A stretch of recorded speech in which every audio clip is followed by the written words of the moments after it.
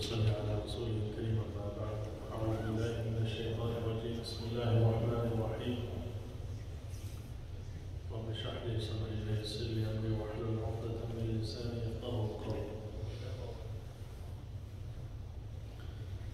We started a new chapter in the book of Hadith, and that is in regards to the book of purity, Kitab al-Tahara.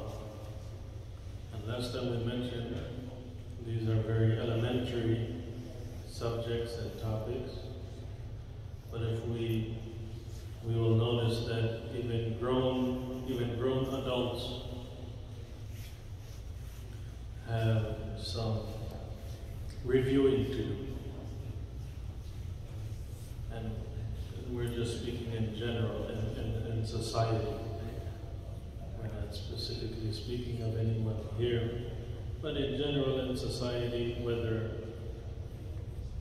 it's in our own private lives, we will notice at times at work, and how we carry on a daily basis, we will notice that even grown adults, grown men, have some reviewing to do in this subject of Tahara. And we'll just learn from the non-Muslim community. In other words, I seen an article the other day which was showing the perfect urinal. A urinal, we know what a urinal is. It's in the men's bathroom, in public, of course outside of the masjid area, any public facility will have urinals for men. So the articles mention that which urinal will minimize the splashback.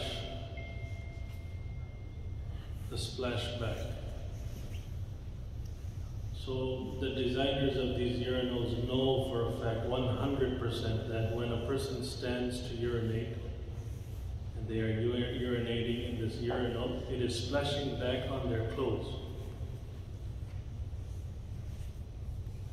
Of course, that's why also men, when they urinate in a regular toilet, they lift the toilet seat so as not to spoil the seat for the next user. Usually at home, it is for the female folk. So, again, these are just few examples of how even as grown adults, we need to review this subject matter. We might assume that this is such an easy subject, we know it. But the one example that we just heard right now, it really demonstrates that there is a very huge lacking. If majority of the world from COVID, what we learned, right? COVID, when everyone was going into lockdown, the first thing that was eliminated and ran out on the shelves was toilet paper.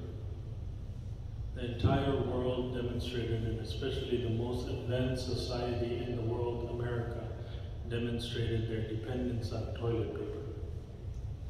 Which also shows that, of course, toilet paper is used as an assistance to istinja, but we can suffice as well on water itself. Water does an amazing job. And if water is aided with toilet paper, you are at the next level. But what the books of fiqh teach us in this subject in regards to cleaning ourselves after the call of nature is that urinating and defecating it depends on, like for example, defecation. It depends how much of the area has smeared. And also the droppings, are they dry versus other wet. So again, I don't want to ruin anyone's mind, or there is no shame in this subject matter. We can all confirm to ourselves that when we are out and about, for example, when we leave the comforts of some people don't even use the bathroom outside of their home. They will hold the call of nature for, subhanAllah, 8 hours, 10 hours, 12 hours, maybe out of complete they are grossed out at public bathrooms, or they feel comfort in their own home bathrooms.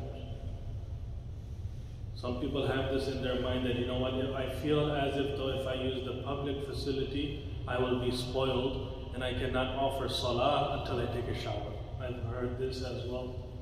So now what's happening is that it might very well be that the public facilities are so bad that it is truly ruining someone's clothes and their body. Or it could be a lack of knowledge, in the sense that public facilities are clean, there are janitorial and custodial services in public facilities. So is it a lack of knowledge on our part? The main point is that how can we achieve tahara and also make sure that we're offering our salah on time on a daily basis, that we don't allow for our salah to become missed. We don't allow for our salah to become qada. So this is the ultimate intention.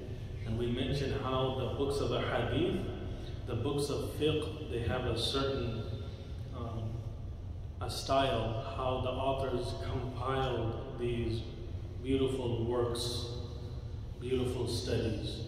Every single time you ever open up a book of hadith, it's very common to find the first chapter on intentions. إِنَّمَا الْأَعْمَالُ بِالنِّيَّاتِ. It is a very common thing in all of the books of hadith by multiple and various authors. So of course this is teaching us in essence to fix our intention, don't allow for our intentions to be tainted, strive for sincerity in intention, and then immediately after this subject matter of intention has been completed, immediately the next chapter is on the chapter of purification. So everything is going hand in hand. Intention, purification, kitab al-salah, and everything that goes with salah. So this subject matter this kitab al-tahara subject, discussion on tahara cannot be covered in one weekend. That's why we will be spreading it out. Just simple things as we should relearn what are the fara'id al-wudu. Fara'id al-wudu, what are the sunan of wudu, what are the mustahabbat of wudu, what are the makruhat, what are the desirable acts that will sort of increase our reward if we do so for wudu, what are the undesirable acts in wudu that will decrease our reward when we perform wudu. So we'll go over these things, and again, it's just as a review and discussing it again and again and on repeat. It only benefits the believers. فَذَكِّرْ فَإِنَّ الذِّكْرَى تَنْفَعُ الْمُؤْمِنِينَ.